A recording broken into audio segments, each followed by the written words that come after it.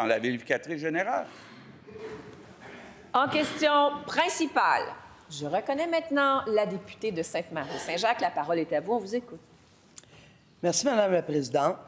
Ça fait 3 ans que les aînés de Mont-Carmel attendent de la part de la ministre des Aînés et de la ministre de l'Habitation des gestes forts pour leur permettre de vivre en sécurité dans leur milieu de vie. Zavriev, c'est un propriétaire qui fait trembler tout le monde parce qu'il met les gens en dehors de chez eux. Il n'est pas le seul, d'ailleurs. J'étais là, il y a 3 ans, quand la ministre des Aînés est allée visiter les aînés de Mont-Carmel. Elle leur a dit « Donnez-moi le temps, je viens d'arriver en poste. Ma priorité, c'est l'hébergement des aînés. » J'ai en main leur bilan. 3 ans de lutte. Ces gens-là attendent, et je cite, je le dépose d'ailleurs, Madame la Présidente, je cite, « Le gouvernement du Québec doit soutenir concrètement les démarches visant à soustraire Mont-Carmel du marché privé. » Qu'est-ce que la ministre leur répond? Consentement pour le dépôt? Consentement. La réponse de la ministre des Affaires municipales. Oui, merci, Madame la Présidente. Alors, évidemment, je suis très, très sensible à la situation de Mont-Carmel parce que, oui, je me rappelle, il y a 3 ans, j'avais offert l'aide à ma collègue d'aller visiter les résidents de Mont-Carmel et ma collègue ne voulait pas que je me déplace pour rencontrer les gens de Mont-Carmel. Alors, ceci étant dit, l'important, c'est de protéger nos aînés. L'important, c'est d'être près des locataires qui vivent dans des résidences comme Mont-Carmel. Dans l'article de ce matin, on disait d'ailleurs qu'il y avait des mesures qui avaient été adoptées par le gouvernement pour assurer la protection et limiter aux locataires aînés de vivre des évictions. Donc, on a agi au niveau des évictions comme gouvernement avec ma collègue à l'habitation dans son projet de loi 31. On a amélioré la loi pour les coopératives pour protéger, avec le ministère de l'Économie et de l'Innovation, pour protéger les aînés.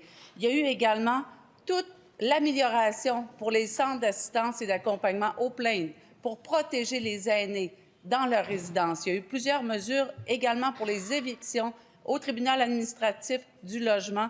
Il y a beaucoup de travail qui est fait également avec les CIS, les CIUS. Madame la Présidente, même les municipalités ont un droit de préemption. Mais on va continuer d'aider parce que je suis d'accord, c'est un dossier très sensible. Première complémentaire. Quand la ministre des Aînés et la ministre de l'Habitation sont venus sur place rencontrer les aînés de Mont-Carmel, ils ont dit « On va s'occuper de vous ». C'est les RPA qui s'effondrent à travers le Québec et 3 ans de lutte de gens qui ont 80 ans, 90 ans, c'est énorme. Ce qu'ils demandent, c'est un programme qui va leur permettre de sortir leur RPA du milieu privé. Qu'est-ce que la CAQ attend? La réponse de la ministre responsable des Aînés. Oui, Madame la Présidente, effectivement, dès le début de mon mandat, j'ai eu l'occasion d'aller rencontrer les aînés du Mont-Carmel et vous étiez présente aussi, Madame la députée. Et je veux saluer la mobilisation de ces aînés, effectivement, qui ont eu le courage de faire face, de dénoncer ce qu'ils considéraient comme une injustice. Je les ai écoutés attentivement. Il y a eu donc, ce qu'on sait, tout le déroulement là, au niveau juridique. Je pense que ça s'est conclu de façon positive et on continue donc d'accompagner les personnes, les aînés, qui vivent dans toutes les RPA. Deuxième complémentaire.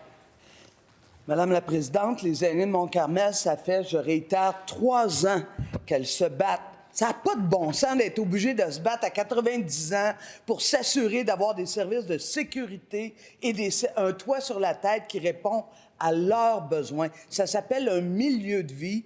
Ces gens-là demandent au gouvernement de la CAQ de pouvoir avoir un programme qui va leur permettre de récupérer du pouvoir sur leur résidence. Est-ce qu'elles vont enfin le mettre à jour, ce programme? La réponse de la ministre qui s'adresse à la présidente. Oui, Madame la Présidente, écoutez, j'étais un peu surprise de l'intervention, là. de la députée. Honnêtement, le Mont-Carmel, c'est vrai qu'il y a eu une mobilisation, mais la situation s'est réglée. Ils ont pu donc continuer à vivre dans le RPA. Ce que vous me demandez actuellement, ils ont les leviers pour le faire, pour mettre en place des comités clientèle, pour pouvoir s'assurer que le milieu de vie réponde aux normes et aux standards. Dans les RPA au Québec, c'est ça qui se passe, Madame la Présidente. On parle de deux choses, là. On parle de toute la mobilisation citoyenne qui s'est conclue positivement. On peut-tu être content de ça? Bien, je pense que ça, c'est une très bonne chose. Puis pour les RPA, on est là, on est au rendez-vous pour soutenir les aînés qui vivent dans les différentes RPA du Québec, que ça soit géré par